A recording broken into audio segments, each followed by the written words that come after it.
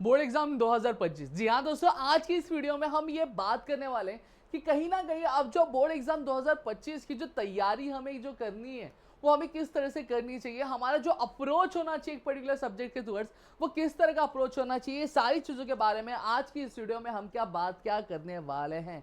तो सबसे पहली चीज़ है भैया, वीडियो की शुरुआत में आप मुझे कमेंट करके ये बता दो कि भैया ये जो वीडियो है वो आप कहाँ से देख रहे हो और आपको किस सब्जेक्ट में सबसे ज़्यादा प्रॉब्लम फेस करने के लिए मिलती है, या फिर कोई अगर सब्जेक्ट है तो उस सब्जेक्ट में क्या दिक्कतें आती है आपको कॉमर्स स्ट्रीम में, ये चीज़ आप बता दो, जिससे कहीं ना कहीं हमें एक आइडिया मिलेगा और उस तरीके से हम चीज़ें आपके लिए प्रोवाइड करेंगे जहाँ पर आपकी बोर्ड एग्जाम 2025 आपके लिए बहुत ज़्यादा क्या आसान क्या हो जाए।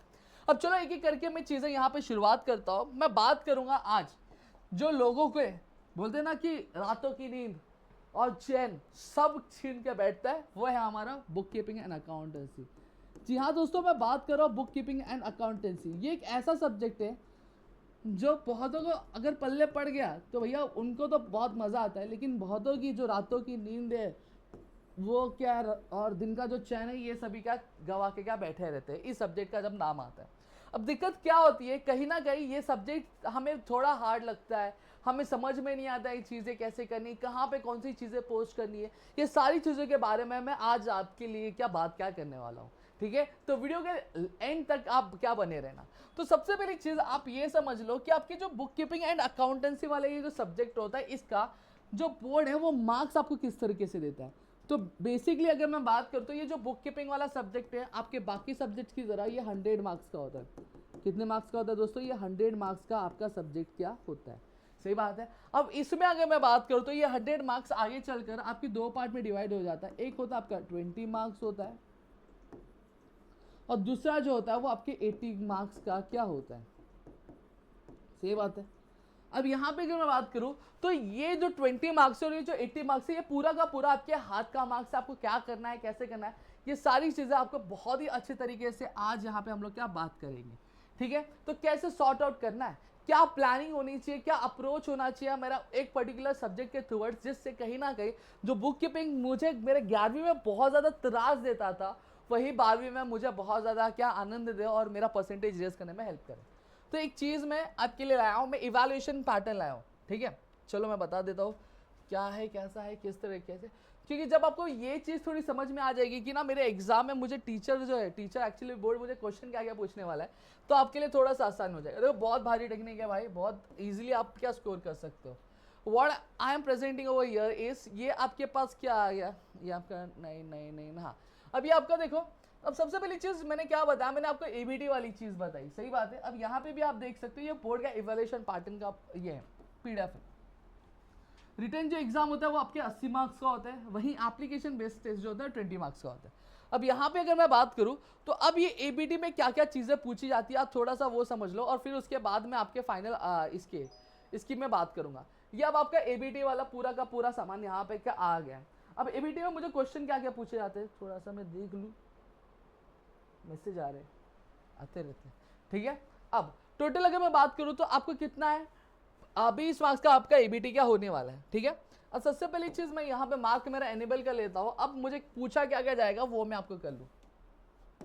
अब आप बोलोगे कि सर ये एबीटी के बारे में आप स्टार्टिंग से ही क्यों बता रहे हो, इसलिए बता रहा हूँ क्योंकि ये आपके हाथ के मार्क्स है। अगर आप ये कर लेते हो तो भैया अगर आपका अकाउंट्स में हाथ ढीला है तो आपको पासिंग के लिए बस रिटर्न में सिर्फ 15 मार्क्स निकालने रहेंगे।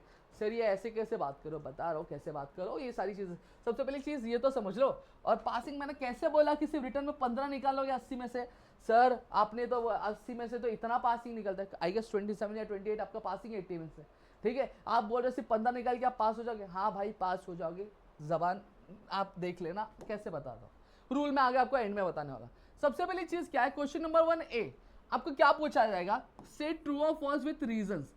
आपको दो स्टेटमेंट्स दिए रहेंगे और आपको क्या बोला जाएगा, आपको ये बता करना है सबसे पहली चीज वो स्टेटमेंट ट्रू है कि फॉल्स है। अगर ट्रू है तो क्यों ट्रू है वो आपको बताना है, अगर फॉल्स है तो क्यों फॉल्स है वो आपको बताना है। ईच क्वेश्चन 2.5 मार्क्स के होंगे जो टोटल आपको 5 मार्क्स देंगे अगर आप ये अटेम्प्ट कर लेते हो तो। डन, इतनी चीजें क्लियर होगी। अब बी में आपको क्या पूछा जाएगा, आपको एमसीक्यू पूछा जाएगा, टोटल 5 एमसीक्यूज पूछे जाएंगे, हर एक एमसीक्यू का 5 मार्क्स रहेगा। ठीक है, फिर क्वेश्चन नंबर सी की अगर मैं बात करूं आपको कैलकुलेट द फॉलोइंग पूछा जाएगा। जहाँ हमको बेसिकली वर्ड प्रॉब्लम की तरह सम दिया जाएगा, जैसे डेप्रिसिएशन काउंट करने के लिए दे दिया जा सकता है आपको। फिर उसके बाद अगर मैं बात करूँ आउटस्टैंडिंग काउंट करने के लिए दे दिया जा सकता है आपको। तो ऐसे कुछ सम्स होंगे जो मैं आगे आने वाले सेशंस में आपके साथ बात करूंगा। तो 5 मार्क्स आपको वो यहाँ पे दे देंगे। और लास्ट में आता है prepare a specimen of bills of exchange. आपको बिल्स ऑफ एक्सचेंज, जिसको हम लोग BOE, ये जो BOE होता है इसका बिल्स, ये आपको क्या बनाने के लिए क्या दिया जाएगा, ठीक है। तो ये आपके 5 मार्क्स हो गए। अब एक चीज यहाँ पे देख लो कि अगर कहीं ना कहीं अगर आप अपने टेक्स्ट बुक के पीछे के जितने MCQs है वो आप प्रैक्टिस कर लेते हो, ठीक है, ये आपका काम बन जाएगा। कोई आपको अमेरिका से या फिर ऑस्ट्रेलिया के सिलेबस के टेक्स्ट बुक में से आपको आंसर क्वेश्चन नहीं पूछने जाने वाले। आपका जो महाराष्ट्र स्टेट बुक का, जो महाराष्ट्र गवर्नमेंट ने आपको जो बुक अलॉट किया है, उसी बुक के अंदर आपको क्या चीजें क्या आएंगी। क्लियर हो गया।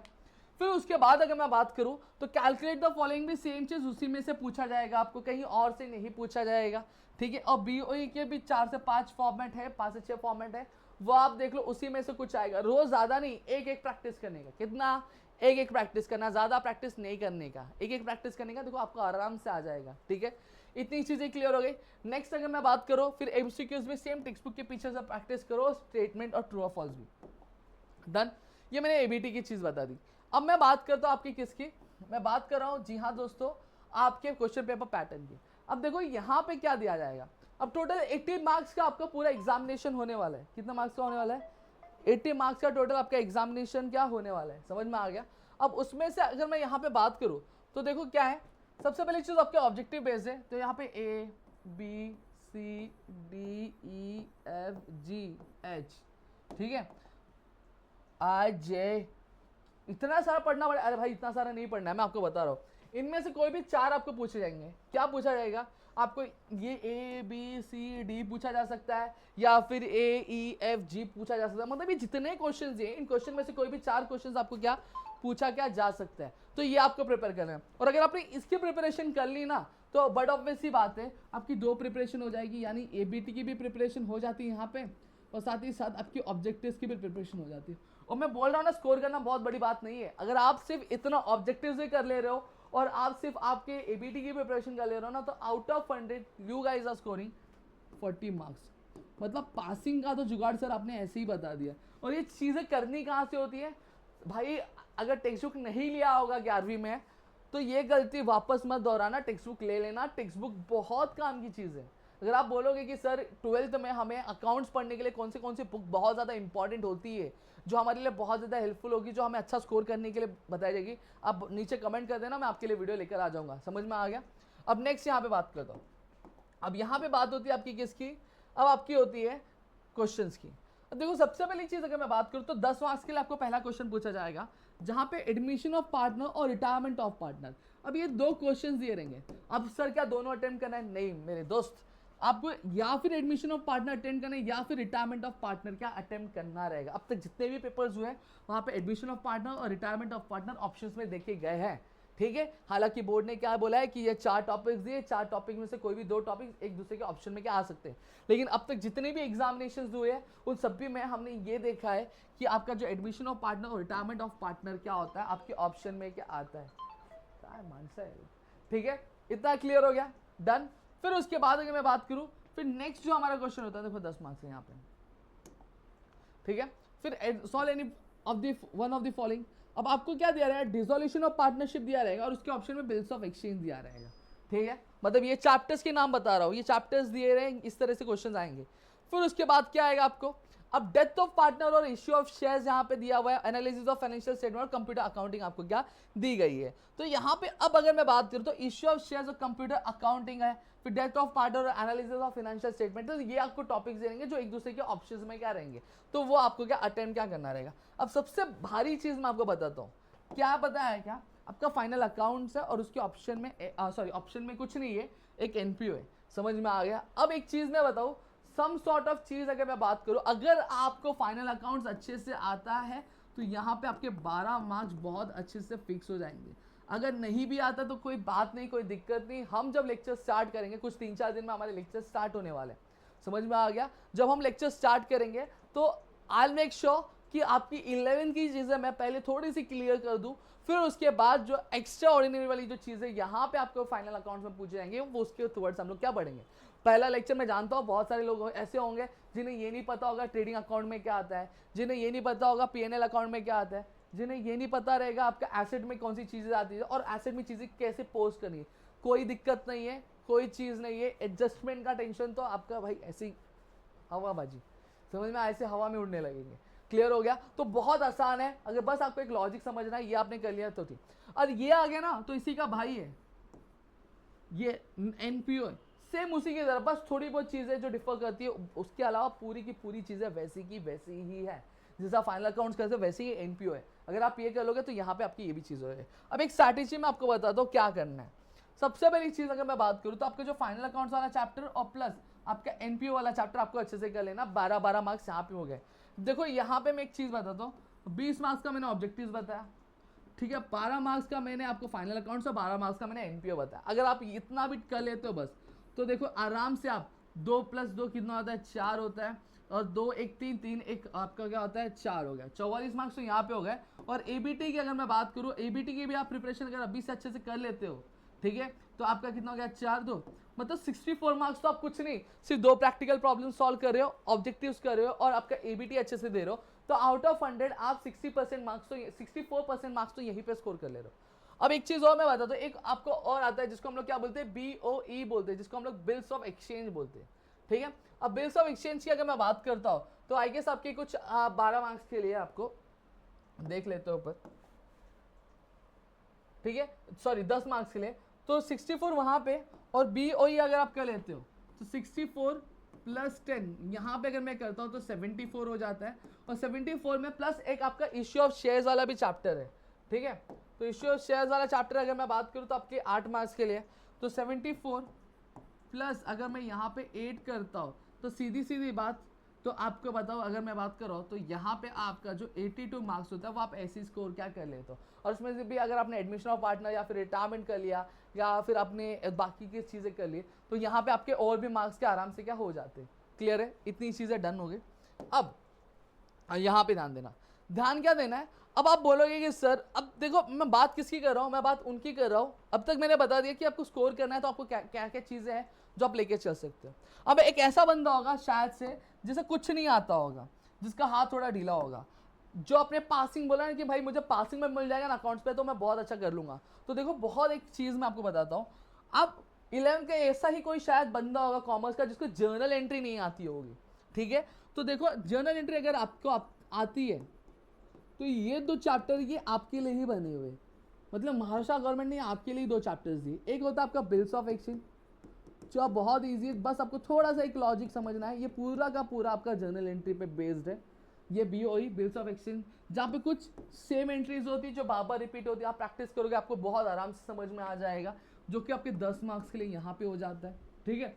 फिर उसके बाद क्या आता है, आपका इश्यू ऑफ शेयर्स आता है, ठीक है। इसमें भी कुछ जो एंट्रीज होती है वो फिक्स होती है, जो आपको एज इट इज पास करनी होती है, ठीक है। तो यहाँ पे 8 मार्क्स आपके यहाँ पे हो जाते हैं, तो 18 + 20 यहाँ पे 38 मार्क्स आपके हो जाएंगे यहाँ पे।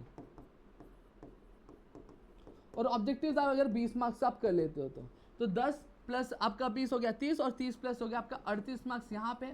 और 20 मार्क्स अगर मैं बात करूँ तो आपके किसके हो गए, आपके ऑब्जेक्टिव्स के हो गए। अब ऑब्जेक्टिव्स की अगर मैं बात करूँ तो टोटल 58 मार्क्स आप यहीं पे स्कोर कर लेते हो अगर आप करते हो चीज़ें। तो देखो जहाँ पे आपके पास होने के वादे पड़े थे वहाँ पे मैं आपको कितना स्कोर कर रहा हूँ, मैं 58% स्कोर करवा के दे रहा हूँ आपके अकाउंटिंग सब्जेक्ट में। सिर्फ इतना, सिर्फ दिमाग से थोड़ा सा काम करना है, समझ में आ गया। अब यहाँ पे एक और चीज़ और भी स्कोर कर सकते हो। अब और स्कोर कैसे कर सकते हैं सर, देखो बता रहा हूँ। फाइनल अकाउंट्स का कुछ नहीं आता रहेगा तो पोस्टिंग तो आता रहेगा कि भाई डेबिट्स उठाया तो कहाँ पर डालने का है, ये चीज़ उठाई तो कहाँ से डालना है। मैं बोलता हूँ चलो सिर्फ आपको पोस्टिंग आती है, आपको एडजस्टमेंट नहीं आती, तो 12 में से कम कुछ नहीं तो आपको जो एग्जामिनर होगा 5 मार्क्स तो देगा कि नहीं देगा। सेम चीज़ अगर मैं बात करूँ तो यहाँ पे आपके कितना हो जाता है 63, यहाँ पे हो जाते हैं प्लस 5 मार्क्स। चलो मैं आपको पोस्टिंग इसका एनपीओ का भी सिखा दूंगा। तो 63 + 5 अगर मैं बात करूँ तो क्या हो जाता है 68। अब लेकिन मैं आपको ये सजेशन नहीं दूंगा कि आप ये इतनी ही चीज़ें करो, बस पूरा साल बाकी है, पूरा साल हमारे साथ चीज़ें करो, हमारे साथ पढ़ाई करो। ये अश्योरिटी है कि आपको एग्ज़ाम आते आते आपको पहले यूनिट में ही आपको एक अंदाज़ा मिल जाएगा कि भाई जो चीज़ें सर करा रहे, जो चीज़ें हमारे चैनल पे बताई जा रही है, अगर आप उससे फॉलो कर रहे हो तो आपके यूनिट में ही आपका जो ग्राफ होगा ना वो बढ़ने लगेगा। हाँ, लेकिन ऐसा नहीं होना चाहिए कि हम यहाँ पे चीज़ें बता रहे हैं और अगर आप फॉलो नहीं करें तो आपको यहाँ पे चीज़ें नहीं देखने मिलेंगी। मैं आपको बता रहा हूँ कि 12th कॉमर्स एक ऐसी जर्नी है, एक ऐसा बोलते हैं ना, एक ऐसा मुकाम है जहाँ पे अगर आपने 10th स्टैंडर्ड में, और ये चीज़ ऐसी नहीं मैं हवा में बात कर रहा हूँ, अगर 10th स्टैंडर्ड में अगर आपने 65% स्कोर किया है तो ऐसा जनरली बोला जाता है कि जब आप 12th स्टैंडर्ड में जाते हो तो आपके परसेंटेज जो होने लगते हैं वो गिरने लगते हैं। लेकिन मैं आपको बता दूं कि अगर आप पूरी शिद्दत से यहाँ पे चीज़ें फॉलो करते हो तो ये आपके परसेंटेज बट ऑब्वियसली बात रेज होना चालू करता है। अभी हमारे ऑफलाइन क्लास में ही एक स्टूडेंट था जिसको 65% थे, बट उससे जब आपके 12th बोर्ड्स की एग्जामिनेशन दी तो उसने, आपको कितना लगता है कितना बढ़ा होगा, 5%, 6%, सीधा सीधा अगर मैं बात करूँ तो 20% बढ़े। कितने परसेंट? 20%। उसका जो परसेंट था उसने सीधा सीधा 85% का रेस किया है। कितना परसेंट? 85% रेस किया। और ऐसे बहुत सारे एग्जाम्पल्स है जो यहाँ पे, कुछ तो ऐसे भी होते हैं जो भाई 45 लाए रहते 10th में, या फिर अगर मैं बात करूँ वो भी अच्छा अच्छा स्कोर कर लेते हैं। समझ में आ गया? ठीक है, तो अगर आप ऐसी चीज़ें करते हो, इट डजेंट मैटर आपने कितना पहले पढ़ाई किया, क्या किया है, आप थोड़ी टेक्निक वाइज स्ट्रैटेजी वाइज जाते हो तो यहाँ पे चीज़ें आपकी क्या हो जाती है। बस अब आपको बुक कीपिंग पढ़ने टाइम आपको क्या क्या चीज़ें ध्यान रखनी है वो आप थोड़ा सा समझ लो। जब आप बुक कीपिंग पढ़ रहे हो तो देखो एक चीज़ है कि आप सर प्रैक्टिकल प्रॉब्लम्स पे ध्यान देना है, ये आपने बोला है, ये हम तो ध्यान देते ही है, लेकिन एक चीज़ और ध्यान रख लेना कि प्रैक्टिकल प्रॉब्लम्स करने कौन से। एक आपकी बुक में दो तरह के प्रॉब्लम्स आते हैं। एक सबसे पहला जो कि आपको जो बुक में ऑलरेडी सॉल्व रहते हैं वो वाले होते हैं, और एक अनसॉल्व होते हैं। तो सर हमें कौन सा करना चाहिए? अरे मेरे दोस्त, दोनों करना चाहिए आपको। क्या करना चाहिए? दोनों करना चाहिए आपको। सॉल्व वाला भी करना है और अनसॉल्व वाला तो करना ही है। समझ में आ गया? प्लस अब साथ ही साथ अब ये चीज़ होती है sir, book keeping is all about practical subject, is all about solving the sums, posting the things into the accounts. लेकिन साथ ही साथ मैं आपको बता दूं कि ये कि इसके साथ साथ आपकी जो थियरी वाला पार्ट है वो भी आपको करना है। अब आप बोलोगे सर ये थियरी वाला पार्ट करने क्यों बोल रहे हो? अरे मेरे दोस्त 20 मार्क्स का तो ऑब्जेक्टिव्स है ना, तो वो तो थियरी में से ही पूछा जाएगा ना, और कहाँ से पूछा जाएगा। तो इस वजह से थियरी भी करना आपके लिए बहुत ज़्यादा इंपॉर्टेंट क्या बन जाता है।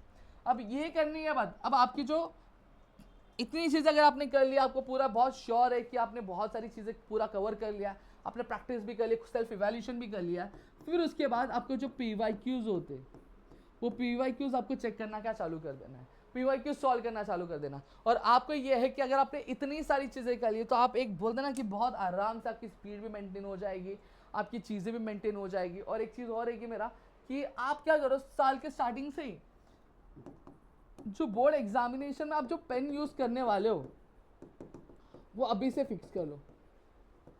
अब मैं ऐसा क्यों बोल रहा हूँ? मैं ऐसा इसलिए बोल रहा हूँ कि क्योंकि कहीं ना कहीं पेन एक बहुत ज़्यादा रोल प्ले करता है। अगर आपकी आदत वो पेन से पड़ गई है तो कहीं ना कहीं जो स्पीड भी होती है वो भी बहुत ज़्यादा मैटर करती है।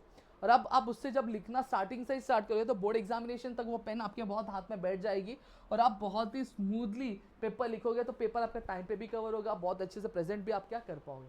समझ में आ गया? तो यहाँ पे मैंने इतनी सारी चीज़ें आपको बता दी है, ठीक है, कि आप एक अच्छा खासा क्या स्कोर कर पाओ आपके बोर्ड एग्जामिनेशन में।